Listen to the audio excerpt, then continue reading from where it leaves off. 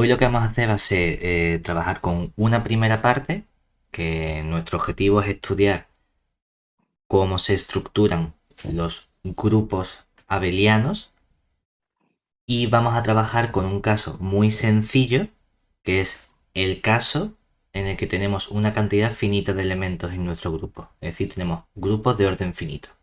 Como idea, nuestro objetivo final es no estudiar solo los grupos finitos, sino estudiar aquellos que están generados por una cantidad finita de elementos. Aunque puedan ser grupos de orden infinito, que yo sepa que únicamente con una cantidad finita de elementos soy capaz de generar cualquier otro elemento de nuestro grupo. Primer paso intermedio, vamos a poniendo las cosas sencillas. Vamos a trabajar con una cantidad finita de elementos. Hombre, ya puesto, vamos a trabajar con un grupo abeliano. A ver cómo de sencillo es ese trabajo que vamos a hacer. ¿De acuerdo?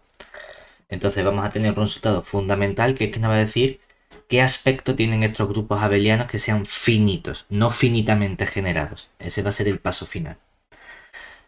Como objetivo o como herramienta intermedia vamos a utilizar los teoremas de isomorfía con los que hemos estado trabajando previamente para realizar una clasificación de cómo a lo mejor mi grupo no es exactamente este grupo en concreto, pero la herramienta que me permite a mí trabajar con la igualdad o decir que son prácticamente la misma cosa en esta asignatura y en álgebra normalmente es el concepto de isomorfismo. Vale, a lo mejor no es exactamente este grupo, pero es isomorfo, lo que significa que a efectos prácticos de propiedades y de comportamiento son la misma cosa. Pues los teoremas de isomorfía nos dicen precisamente bajo qué condiciones, bajo qué comportamiento, bien productos, bien cocientes, son isomorfos entre sí. Y esas son las herramientas que vamos a utilizar nosotros. ¿De acuerdo? Para ello, nosotros qué hemos visto ya. Hemos visto que si G es un grupo abeliano, entonces G no tenía por qué ser un grupo cíclico. Es cierto que si tengo un grupo cíclico, en particular es abeliano. Vale.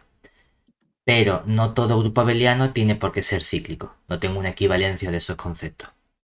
Lo que sí vamos a ser capaces de probar gracias a esos teoremas de isomorfía es que si tengo un grupo abeliano finito, a lo mejor ese grupo no es cíclico. Pero sí que voy a poder descomponerlo de forma isomorfa como un producto de ciertos grupos que van a ser cíclicos. Es decir, lo que vamos a ver, vamos a ver, es que si G es un grupo abeliano y aquí nos hace la falta la condición que sería pedirle un mejor comportamiento a este grupo abeliano en general y es que sea finito, entonces, aunque no sea isomorfo a un grupo cíclico o no sea G directamente un grupo cíclico, sí que vamos a ser capaces de componerlo como cosas que son cíclicas. Es decir, entonces podremos. Vamos a llamar factorizar, lo vamos a poner entre comillas, ¿no? Porque no es exactamente factorizar, pero la idea de decir, vamos a poder buscar otros elementos, otros grupos que sean cíclicos, que me van a dar información sobre mi grupo abeliano finito. Es decir, vamos a poder factorizar G como producto de grupos cíclicos.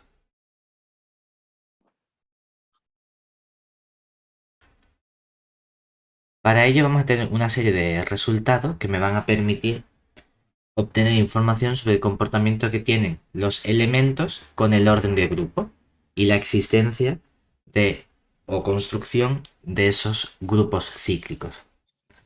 Primer resultado más o menos técnico que tenemos, primer lema, nos dice, bueno, vamos a trabajar con G, nuestro grupo abeliano finito, es decir, sea G, grupo abeliano finito, y vamos a tomar un elemento X de nuestro grupo G, de modo que que X tiene orden máximo.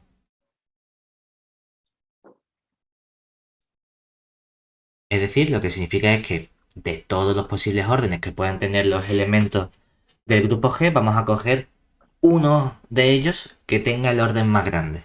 ¿De acuerdo? A lo mejor hay 17, no lo sé. Vamos a coger uno cualquiera de aquellos que tiene el orden más grande dentro de mi conjunto. Bueno, pues entonces lo que nosotros vamos a poder afirmar es que hay una relación entre el orden que tiene este elemento con el orden que tiene cualquier otro elemento. Y es que en particular lo que vamos a tener es que el orden de cualquier otro elemento Y tiene que dividir al orden de ese elemento X que tiene orden máximo, sea cual sea el elemento Y de mi grupo G. ¿De acuerdo?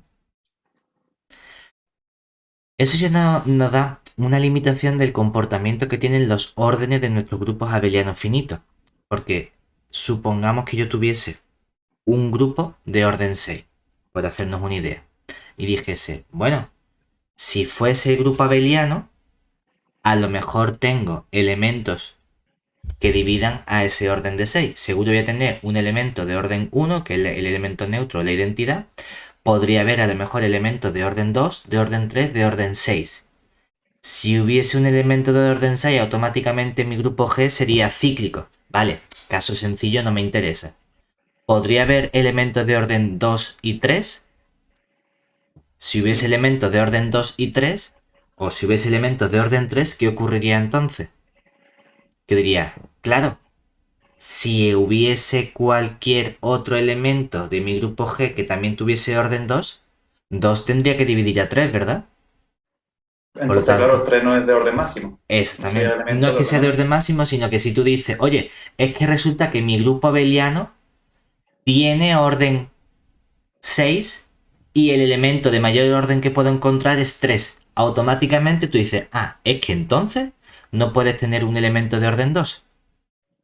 Vale, Porque si vale. hubiese un elemento de orden 2, tendría que dividir al orden 3 de ese otro elemento de orden máximo. Entonces te está limitando el comportamiento de lo que viene detrás. Es decir, que ya no te va a valer a priori. Uno puede decir, oye, yo no sé qué elementos puede haber en un grupo. Lo que sí sé es que hay una relación entre el orden del elemento y el orden del grupo. Y es que el orden del elemento siempre debe ser un divisor del orden del grupo. Si yo tengo un grupo de orden 6, hemos dicho que puedo tener elementos de orden 1, siempre hay. Puede haber elementos de orden 2, puede haber elementos de orden 3 o puede haber elementos de orden 6. Pero a priori no sé si los hay o no. Tendría que estudiar ese grupo. Supongamos que tengo un grupo que tenga más elementos. Orden 12. Claro, entonces ya hay muchas más opciones. Podrías tener elementos de orden 1, de orden 2, de orden 3, de orden 4, de orden 6 y de orden 12. Ujú. A lo mejor los hay o a lo mejor no. Depende Claro, de lo que cómo estamos sea el grupo. descartando sería el 5, el 7, el 9, estos que Exactamente. no son divisores, ¿no? Ya Del de ahí orden. me quita un montón. Pero Claro. este teorema me dice que, si no es un grupo cualquiera, sino que además tu grupo es abeliano, pues tú dices, no, es que tiene 12 elementos, obviamente finito, vale. Si además es abeliano, en función de cómo de grande sea el mayor elemento que tienes, va a pasar una cosa u otra. Por eso tú dices, no, es que en mi grupo de 12 tengo un elemento de orden 12, automáticamente cíclico. Genial, caso sencillo. ¿Cuál es el siguiente divisor mayor de 12? 6. Vale, si tuviese un elemento de orden 6, ¿qué ocurriría? Que automáticamente ya sabes que no puede haber elementos que tengan orden 4. Aunque a priori tú dirías, bueno, como 4 es un divisor de 12, podría tener elementos de orden 12. No, pero resulta que este lema me está limitando la existencia de los elementos que va a tener mi grupo abeliano finito. Por eso es tan útil este resultado, porque me permite restringir mucho más el tipo de elementos que vamos a encontrar. Por un lado, por el teorema de Lagrange, yo ya sé que orden del elemento divide el orden del grupo. Te quitas un montón. Por ejemplo, en el de 12 sabes que no vas a tener elementos de orden 5, ni elementos de orden 7, ni elementos de orden 9, ni de 8, ni de 11. Vale, pero que con este lema, si además le añado el apellido de que el grupo sea abeliano, me puedo quitar muchos más elementos en función de cómo sea el mayor de esos elementos. Que tú dices, no, es que resulta que tengo un elemento de orden 4 es el mayor. Ah, genial, porque entonces sabes que tampoco puede haber elementos de orden 6, ni elementos de orden 3. Solo podría haber elementos de orden 2. Muy bien, pues te da información de cómo puedo ir construyendo también subgrupos de nuestro grupo abeliano finito. Y ahora vamos a esa segunda parte. Queremos ver cómo puedo construir ciertos subgrupos. Y la idea es que esos subgrupos que yo me quiero construir sí que sean cíclicos.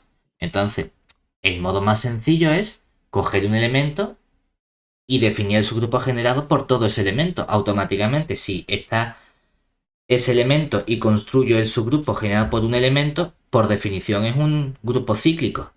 Bueno, pues vamos a ver cómo son esos subgrupos cíclicos que yo me puedo ir construyendo.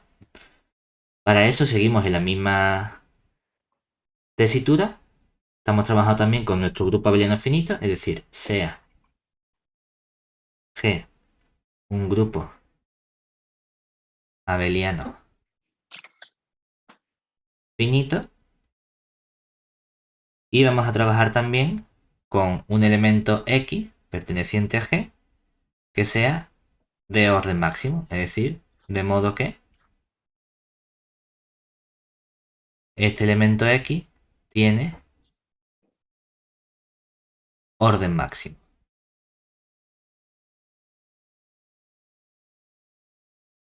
Bueno, pues vamos a ponerle nombre a el grupo generado por ese elemento, es decir, sea H, vamos a llamar, o lo voy a definir yo, va a ser el subgrupo generado por este elemento.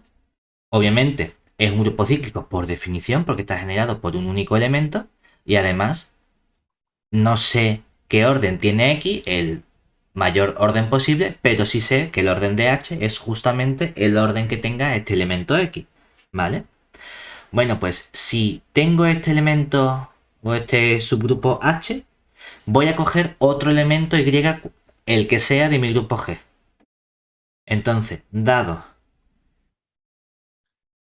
un Y cualquiera de mi grupo G, voy a ser capaz de encontrar otro elemento Z, pero este elemento Z va a ser un elemento muy particular. Si nos fijamos, yo sé por el lema anterior que el orden del elemento Y tiene que dividir al orden del elemento X, porque este elemento X no es un elemento cualquiera, sino que tiene orden máximo.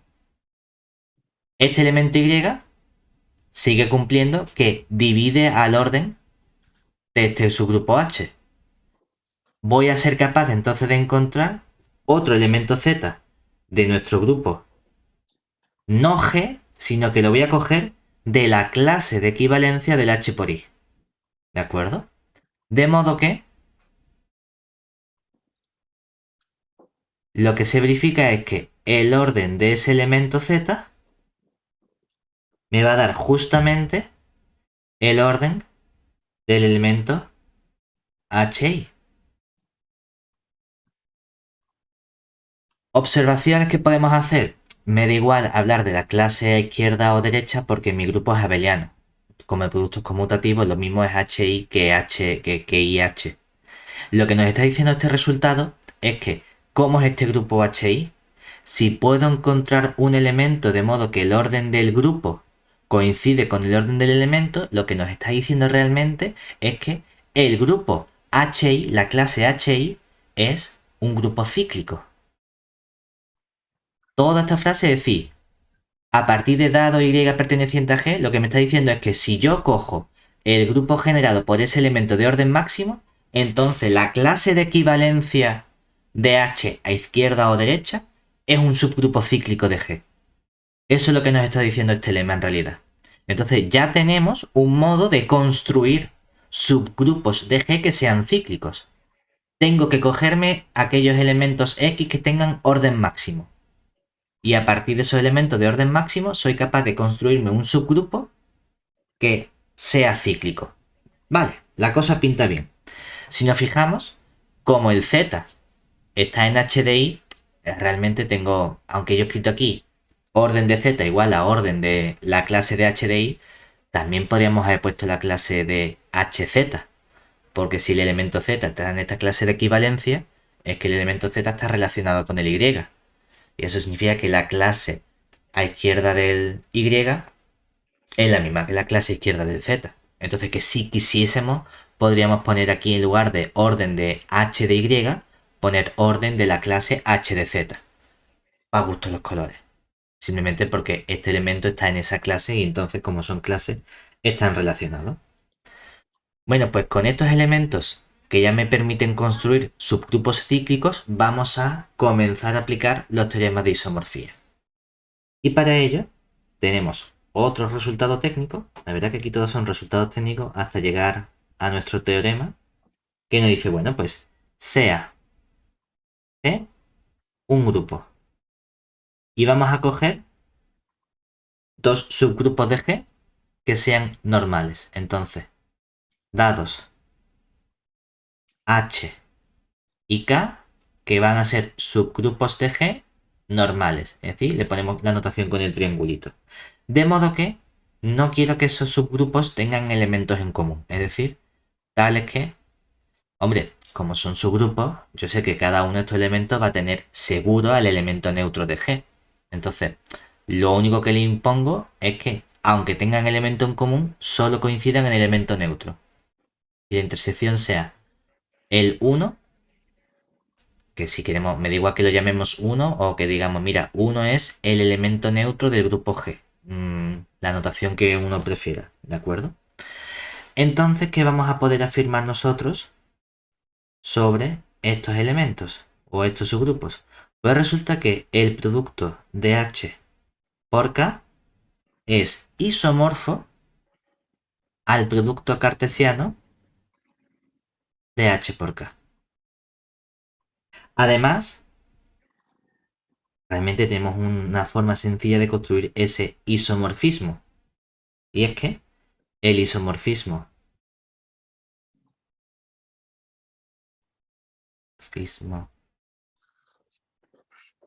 anterior viene dado por que sean isomorfos significa o hay una aplicación que vaya de H por K en, bueno, de H.K en H por K o de H por K en H.K. No da exactamente igual, porque si es un isomorfismo, si es una aplicación biyectiva, también existe su inversa y su inversa también es biyectiva. Entonces me da igual que vaya de uno en el otro, del otro en el uno. Esta aplicación, de forma natural, si lo pensamos un poco, es simplemente que manda cada elemento del par HK, me tiene que volver un elemento del producto puntual H por K. ¿Cuál es la forma esperada de construir este isomorfismo? Pues si cojo el par H minúscula, K minúscula, que me devuelva justamente el elemento phi de HK que sea justamente el producto de estos dos elementos, el H multiplicado por el elemento K. Claro, efectivamente, aquí estoy multiplicando dos elementos de los cuales uno pertenece al grupo H y el otro pertenece al grupo K.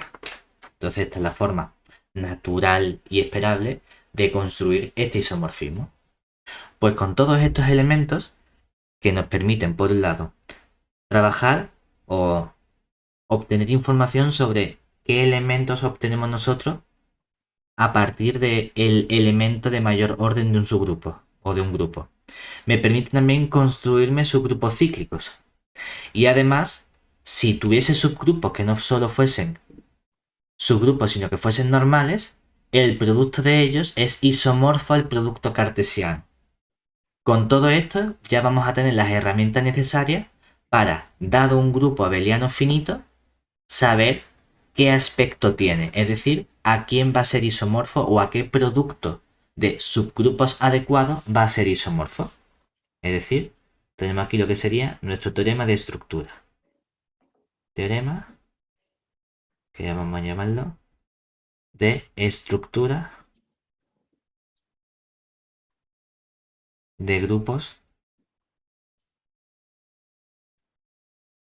abelianos finitos. Es medio teorema, medio definición, porque también nos da alguna información sobre cómo son esos elementos. Bueno, resultado fundamental. ¿Con qué estoy trabajando? Con un grupo abeliano finito, es decir, sea G, grupo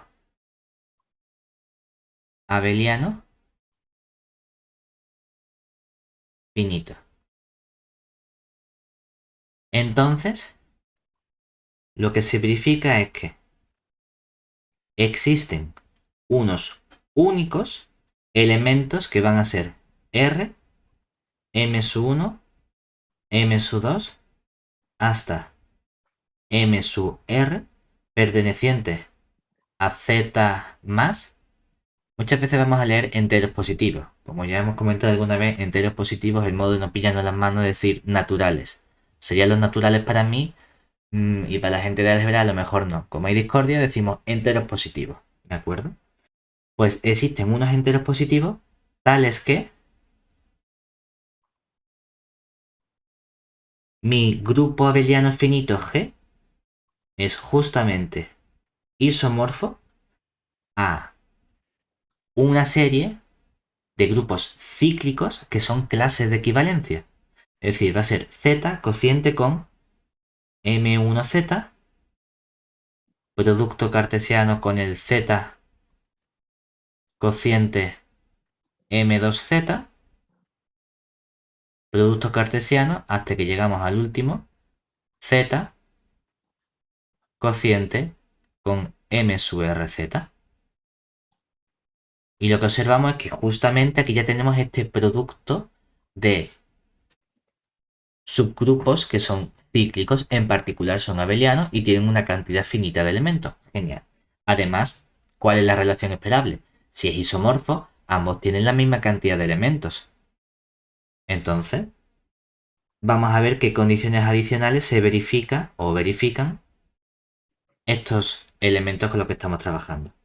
Primera relación fundamental, que es un poco natural, es que, hombre, el orden del elemento G, del grupo G, perdón, es justamente el producto de los órdenes de cada uno de estos elementos. Y sabemos que cada uno de estos subgrupos de clase de equivalencia tiene exactamente m sub i elementos. Es decir, es el producto de m sub 1 por m sub 2 por m sub r.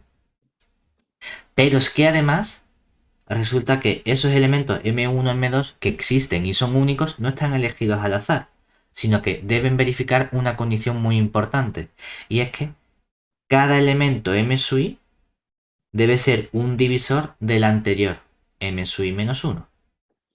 Esto es para todo i, desde el 2 hasta el R, ¿de acuerdo? Es decir, no están elegidos al azar. Estos elementos entonces reciben un cierto nombre, y es que, de aquí nota, ya que son esos elementos y además no son una cantidad infinita, que existen unos únicos elementos M1, M2, M2R que verifican estas condiciones, vamos a ponerle el nombre a esos únicos elementos que puedo encontrar. Y lo que hacemos es que los elementos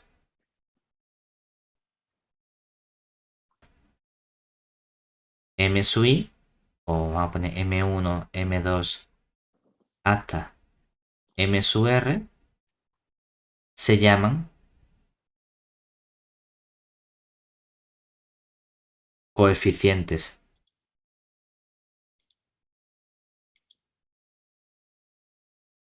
de torsión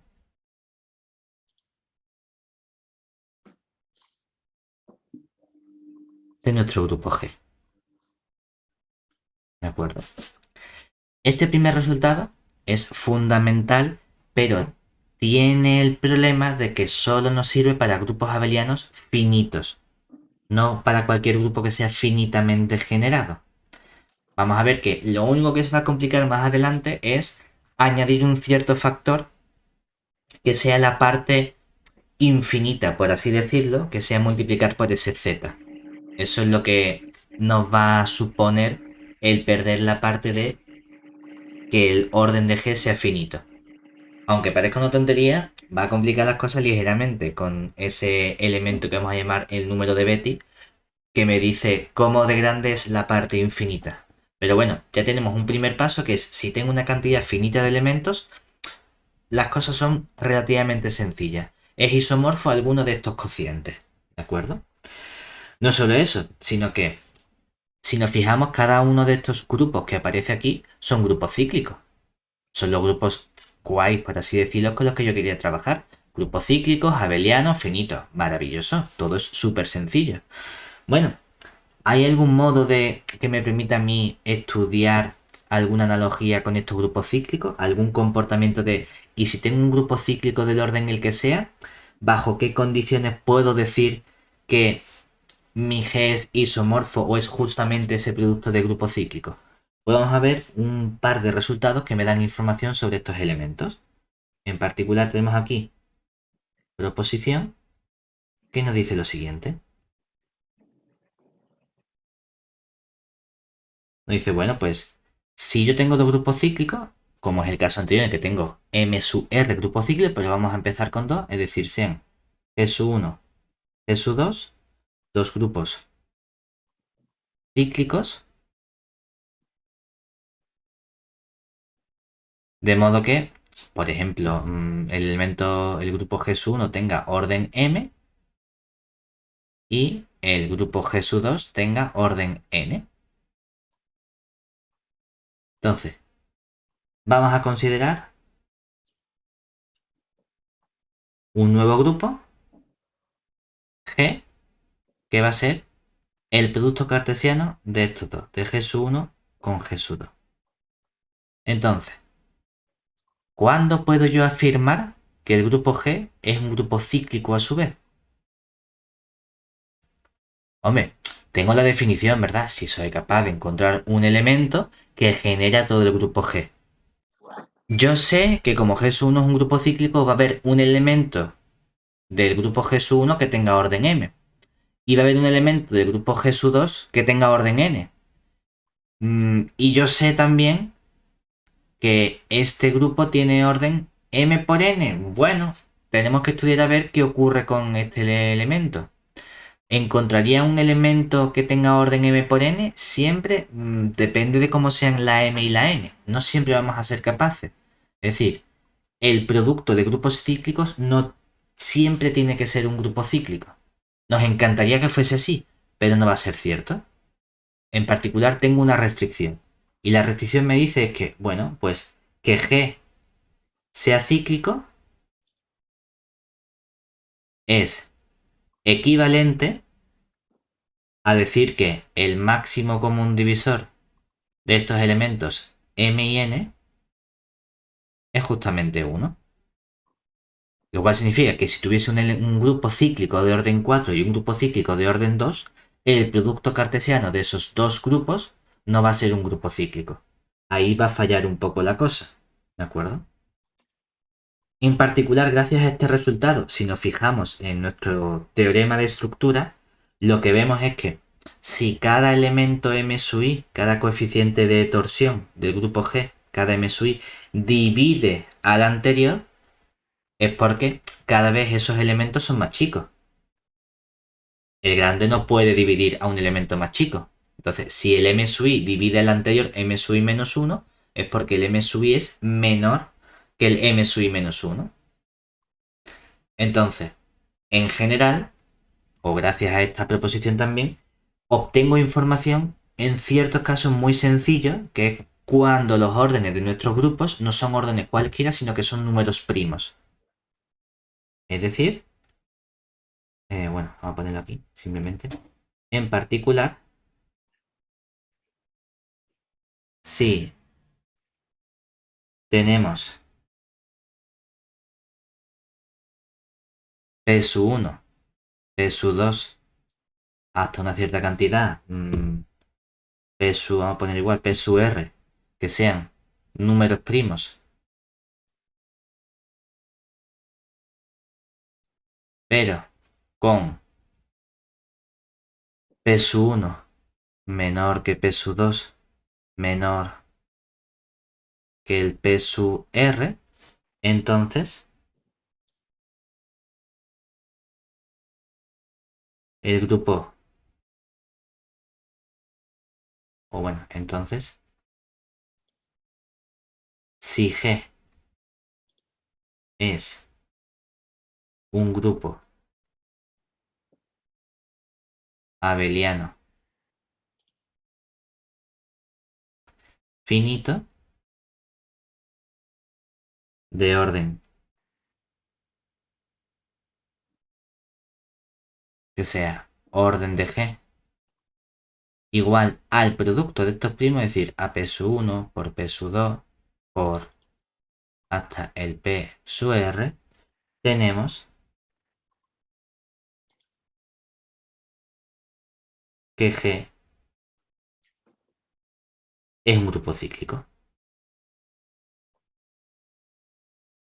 Bajo esas condiciones, lo que estamos haciendo en realidad es aplicar de forma inductiva esta proposición y decir, bueno, tendría que estudiar el máximo común divisor de G sub de un grupo que tiene orden P1, uno que tiene orden P2, uno que tiene orden PR. Entonces el máximo común divisor de una serie de números primos es justamente 1 si exijo con esta condición. Esto básicamente lo que estamos diciendo es que, oye, que no se repita ninguno, ¿vale? Que lo de que sea uno menor que el otro, lo que nos está diciendo esencialmente es que no hay ningún número primo repetido. Claro, si algún primo se repite, entonces pueden pasar cosas raras y no queremos que pasen cosas raras. En particular, esto nos lleva también al caso de ciertos, cuando nosotros estudiamos estos cocientes de z con un m1z, estos m1 no tienen por qué ser primos. Pueden ser los números enteros positivos que sean. Puede ser 4, puede ser 8. No hay ninguna restricción de que debo escoger los coeficientes de torsión o de que los coeficientes de torsión me vayan a salir números primos. Ahora bien, si por casualidad fuese números primos, obtengo también un poco más de información sobre el comportamiento de estos grupos cocientes.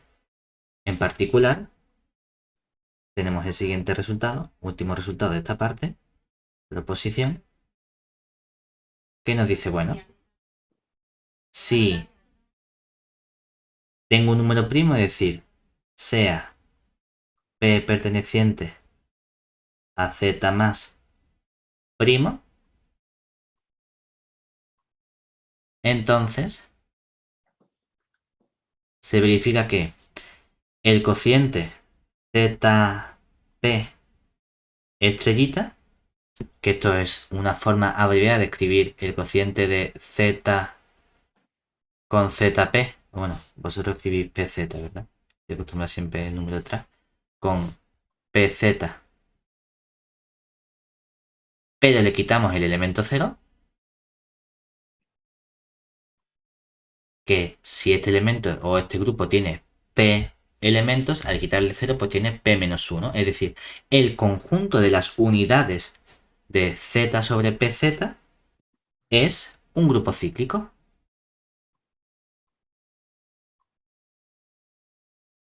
¿De acuerdo?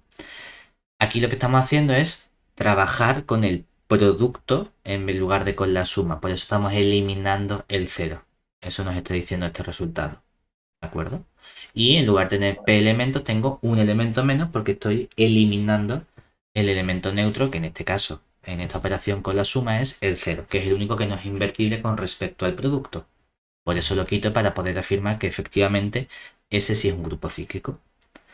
Pues con todo esto tenemos la información necesaria precisamente para ser capaces de clasificar nuestros grupos abelianos finitos.